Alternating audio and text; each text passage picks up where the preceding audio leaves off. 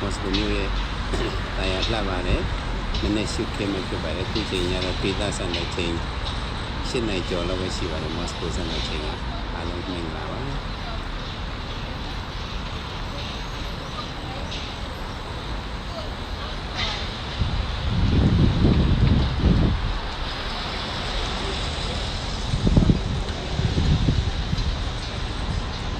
ซึ่งทางไหนคะที่ตรงกับพี่น้องเราเองทางลงมิงลาว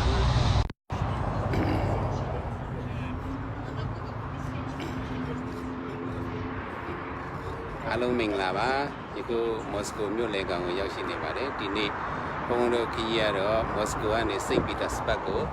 ဆက်လက်ပြီးတော့ခီးထွက်သွားမှာဖြစ်ပါတယ်ဒီမော်စကိုမြို့လေကောင်ကိုရောက်ရှိပြီးတော့နောက်ခံကတော့ဒီမော်စကိုရဲ့ကရမလင်နန်တော်နဲ့ဒီ Red Square ဘက်ကိုဦးတည်ပြီးတော့ပြထားခြင်းပဲဖြစ်ပါတယ်ในพิมพ์ดีเมืองมอสโกที่ห่างดีที่เปิดมาเลือหรือเจอในครับพี่น้องของสุดดักสินค้ากลางในเข้มนะครับ